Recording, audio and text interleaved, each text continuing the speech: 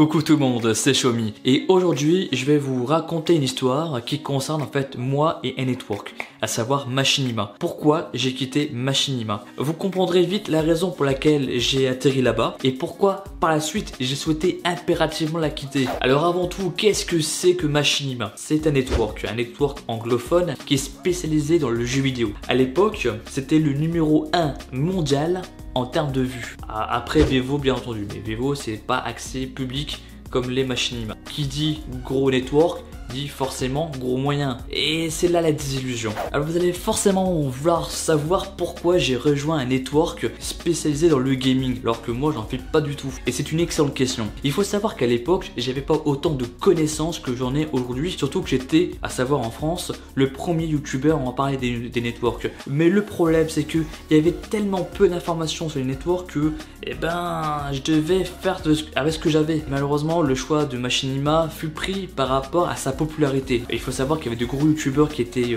partenaires avec, à savoir Joueur du Grenier, Aiken, Amine Original, Antoine Daniel. Vous voyez, hein, c'est comme du gros youtubeur. Je me suis dit tiens, si ces youtubeurs là ont rejoint ce network, c'est bien pour une raison, c'est que forcément quelque chose en a tiré parti. Surtout que lorsque je vois encore Antoine Daniel qui n'est pas du tout dans le gaming, il est aussi, je me suis dit bah allez hop, tente ta chance, vas-y fonce, en plus c'est un gros network. Je suis sûr et certain qu'ils ont une grosse équipe qui sont à même de pouvoir répondre à l'ensemble de nos questions, de pouvoir vous aider, de pouvoir nous promouvoir. Enfin bref, je m'étais vraiment imaginé énormément de choses au fait que tel gros network a forcément de gros moyens. Et ben ça, c'est une fausse idée. C'est pas parce qu'un network est numéro 1 dans tel domaine que c'est forcément le meilleur et surtout le plus adapté à votre chaîne. Et là, vous allez me dire, mais pourquoi j'ai rejoint un network uniquement par rapport à sa popularité? Eh ben vous avez raison. Eh bien il n'y a pas uniquement par rapport à sa popularité en fait. Il y a aussi au fait qu'ils m'ont fait des promesses. À savoir qu'ils allaient investir une équipe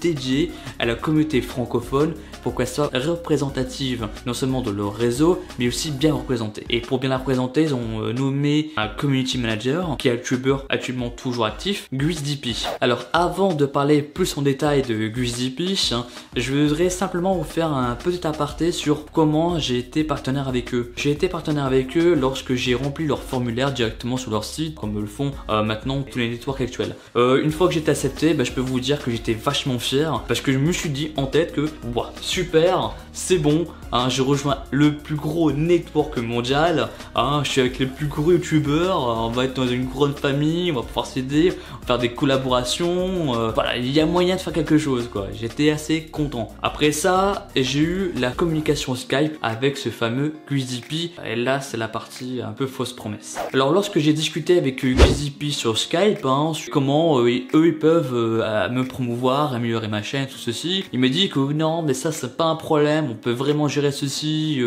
effectivement ta chaîne ne fait pas dans les gaming mais sache que chez Machinima on s'adapte vraiment à tout, il n'y a pas de problème. J'ai dit ok, s'il n'y a pas de problème, si vous adaptez à tout, très bien. Je dis mais t'es sûr parce que si c'est vraiment dans du jeu vidéo ou de la critique de film, je pourrais pas en faire. Il m'a dit non mais c'est pas grave, ne t'en fais pas, on va s'adapter.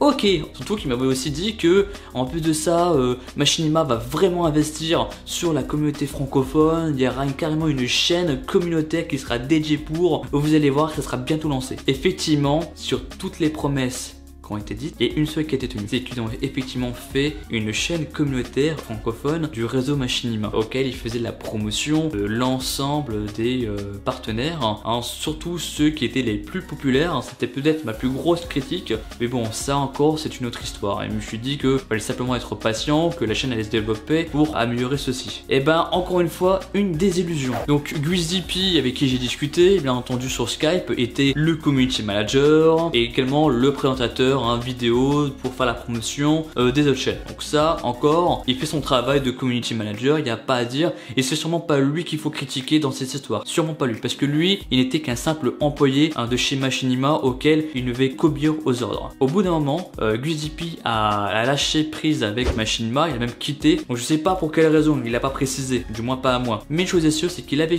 à un moment où il a quitté le réseau, tout est parti en vrille, tout est devenu de la merde et là toutes les espérances qu'on avait pu avoir avoir avec Machinima se sont envolés.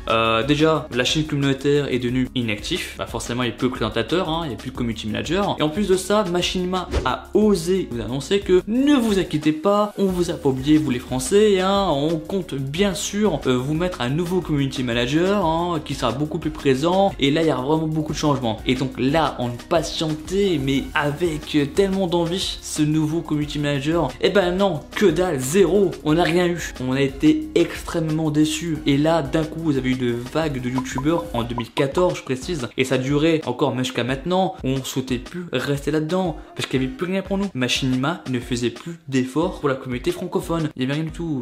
Même le support nous répondait en anglais. C'est-à-dire qu'il n'y avait pas vraiment d'équipe française chez eux. On a été tristement déçus. Il n'y avait rien pour nous.